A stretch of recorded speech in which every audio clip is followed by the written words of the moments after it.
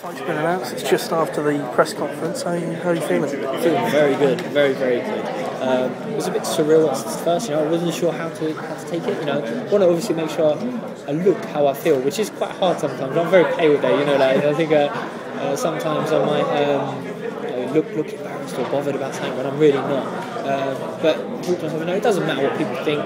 It's about how I think. And being face to face with James, I haven't done that for a long time, and doing it now gives me even more confidence because I know it's just reinforced what I thought about him, about his mental temperament.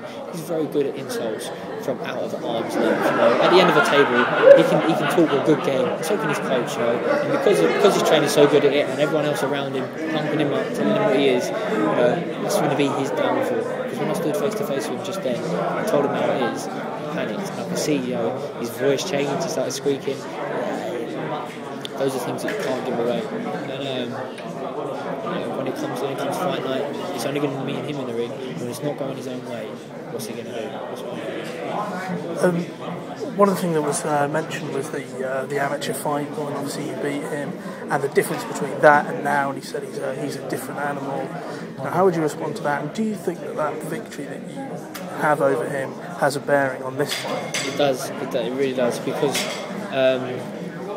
technically you're right. A long time ago, as fighters we progressed, but mentally you're still the same person. You can't change who you are mentally, and as much as my ability beat him that night, also my temperament. I dug deep in the last round. I wasn't going to let him beat me, and it's going to be the same May 21st.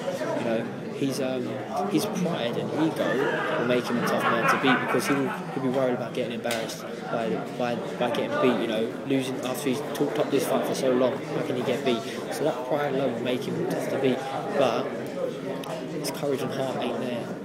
My pride will stop me, wanting to beat me, but my courage and heart will take me that extra mile, so that I know that when I need to, I'm going to dig deep and beat him. And that's exactly what's going to happen. But I might not even need to do that. Technically, and said to me, it's not going to be my toughest fight. I totally agree. Emotionally, it might be the toughest fight of my career. Even once I get to world level, because of how much hype is surrounding it. But he doesn't affect me. He doesn't bother me. I'm not bothered about talking about him. I get James DeGale questions every day of my life. If it bothered me, I'd have been living in Bermuda or something, Aruba, where they don't have internet, or I wouldn't have internet, whatever it would be. But it's fine. I'm happy to talk about him. I'm happy to see him. I'm happy to meet him, shake his hand, whatever it takes. He doesn't bother me in the slightest. One of the things that I'm interested in, I've been down to Dale Youth. It's a really small gym. Yeah. I can't imagine how two guys could be in there not getting on. What was it like when you had fallen out in that gym? And also, what was the key catalyst, as you see it, for you two falling out? Well, once we had a few heated spars. Well, he was like during the off season while he was competing. There was spars for his benefit. He was going away boxing. And I think, a few question marks were raised in his mind then. He thought, what's going on, how's this guy giving me decent spars? Because there were spars in the gym where no one else was there. So you had no one there to sort of tap him on the back, tell him how good he was.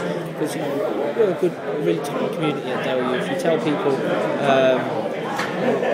they treat you how you need to be treated. I'm a realist. If I had a bad spar, people say, you got hit a lot that night, you know what I mean? James, you can't do that with, because he would take that with him. He would sit inside him. He won't sleep that night. He'll take it to his next fight. So even if he doesn't do so well, you have to tap him on the back and really drum up the finer points of it. And that's what he used to do when we used to spar. Tell him how good he was, and I knew it. And he didn't know that. He didn't realise that it was just a trick. It was just there for his own benefit. So when he got in the ring and we boxed and I beat him, I think he couldn't cope with it mentally. And then after that, he phoned and said, I can't train the same gym as George. I have to kick him out. The club coach said no. Grow up. Get on with it. Deal with it like a man. Shake his hand. Let's crack on. I said no. He said, right, well then you're gonna have to leave the gym. Away you go. I don't think he had the minerals to leave the gym. He didn't have the confidence to because he knew how bad it would look. I've left the gym because I've been beaten by my club mate. It just lays it on thicker. So we started training with the juniors. We tried to keep it quiet, but obviously it leaked out. And then it worked out well for him because he got selected for the 2008 team, and then he was off training with them every week. So our paths never really crossed once the fight happened. In fact, I can count on one hand the amount of times I've actually been in the same room as him since that fight.